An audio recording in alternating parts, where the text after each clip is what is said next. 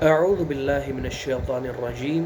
Bismillahirrahmanirrahim. Assalamualaikum warahmatullahi wabarakatuh.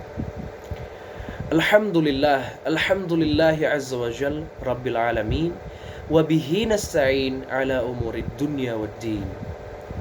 Wassalatu wassalamu wa barakallah ala nabiyyina wa rasulina Muhammad sallallahu alaihi wasallam wa ala alihi wa ala ashabihi ajma'in.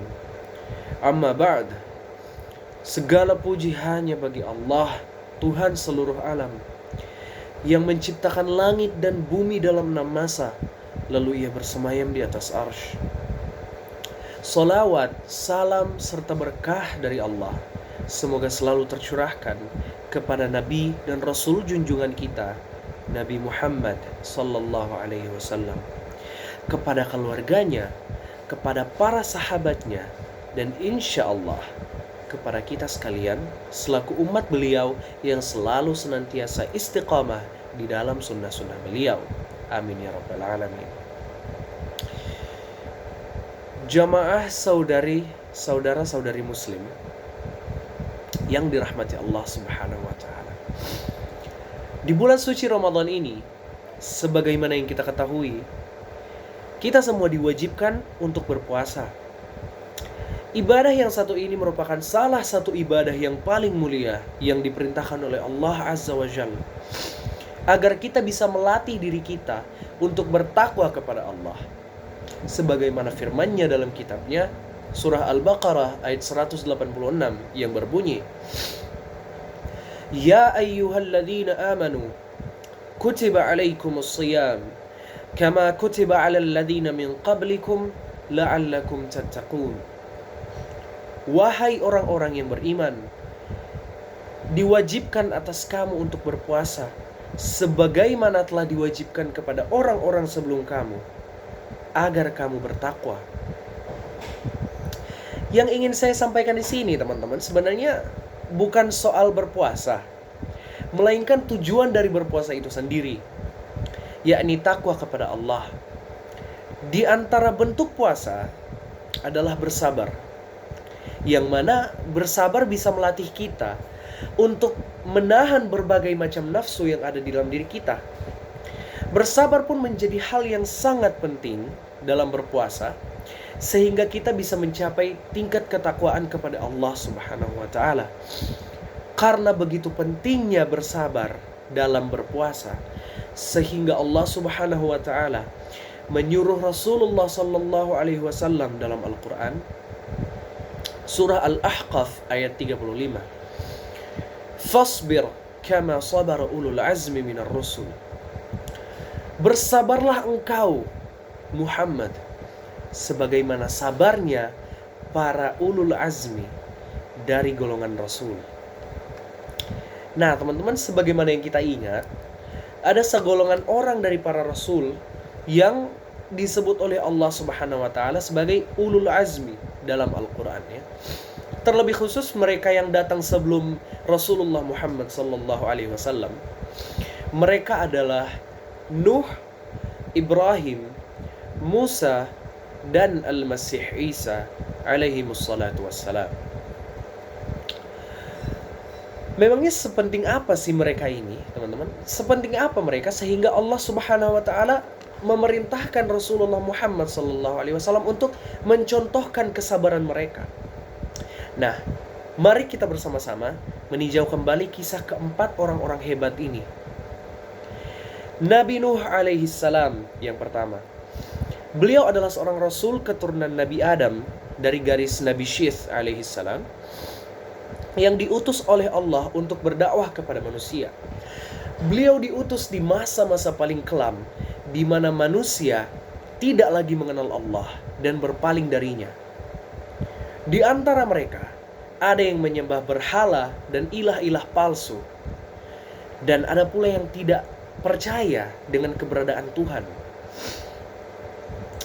Selama ratusan tahun, Nabi Nuh tidak pernah berpaling dari perintah Allah untuk berdakwah kepada manusia. Al-Quranul Karim mencatat bahwa masa kehidupan Nabi Nuh alaihi salam adalah 1400 dikurang 50 tahun. Maka masa kehidupan Nabi Nuh alaihissalam merupakan 950 tahun.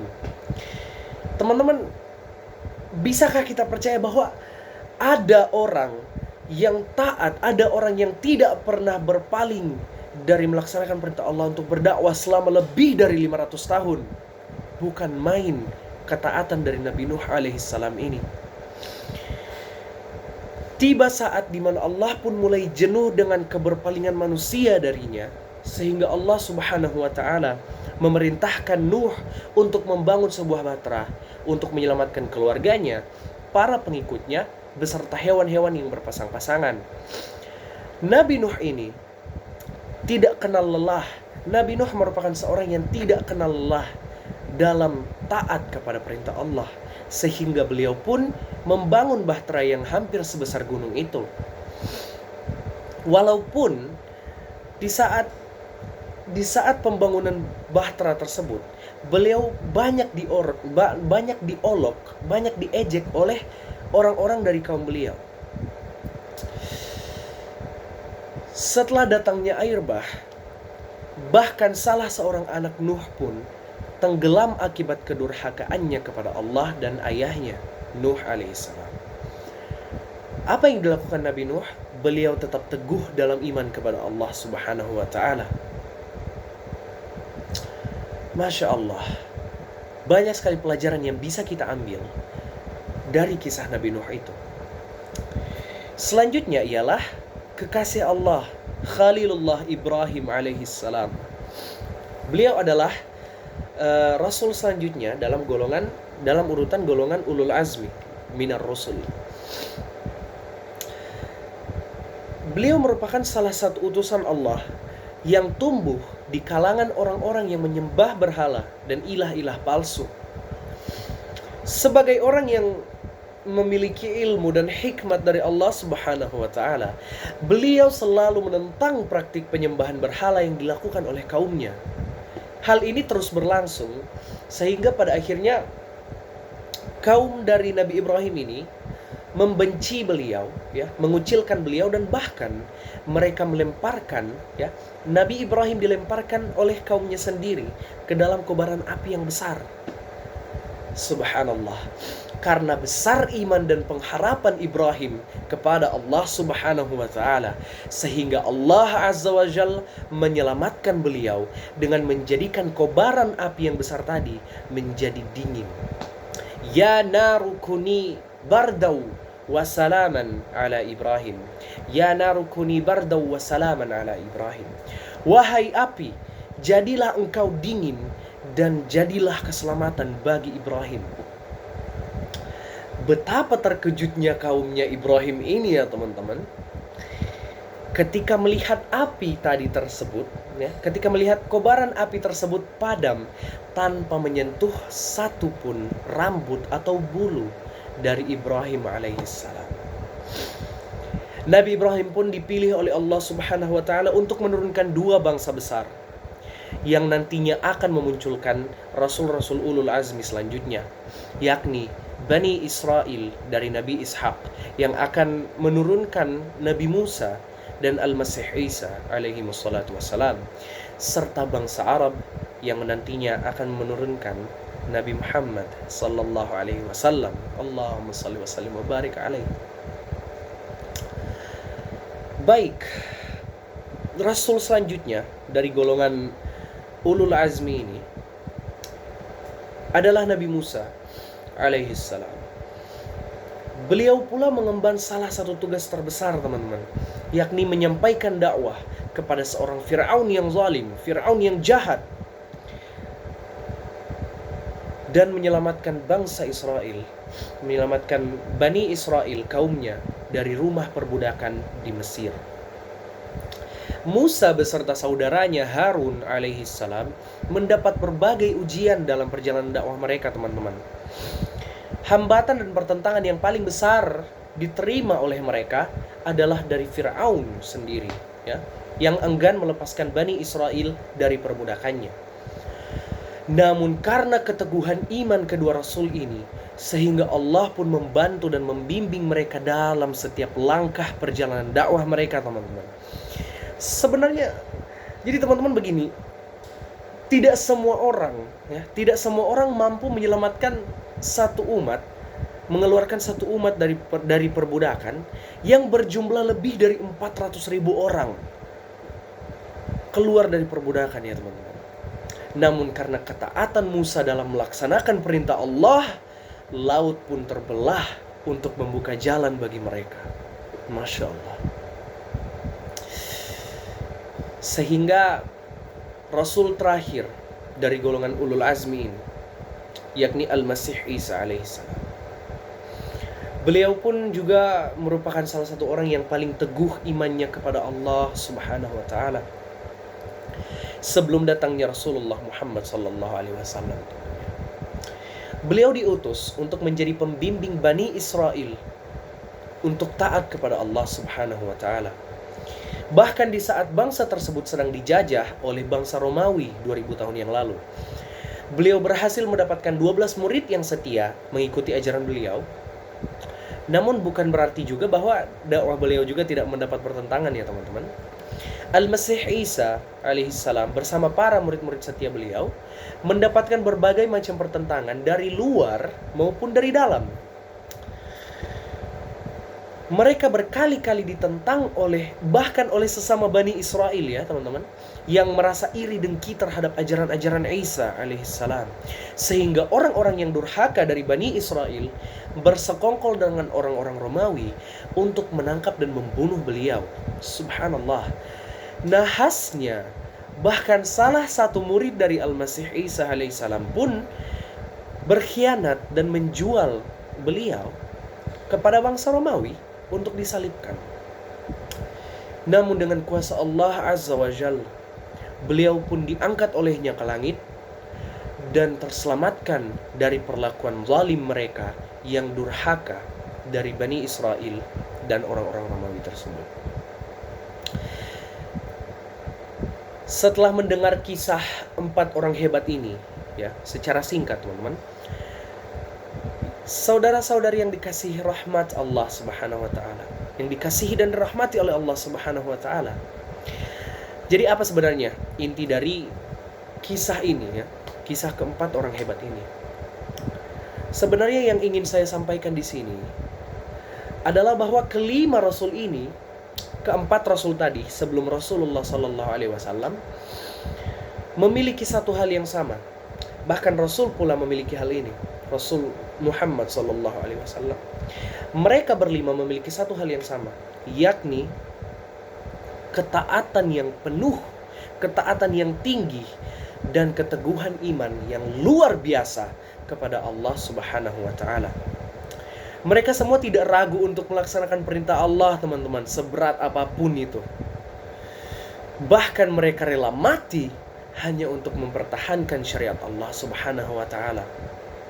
Jika mati menjadi imbalan dari mempertahankan syariat Allah dan melaksanakan perintahnya, maka mereka siap untuk menerima hal itu, teman-teman.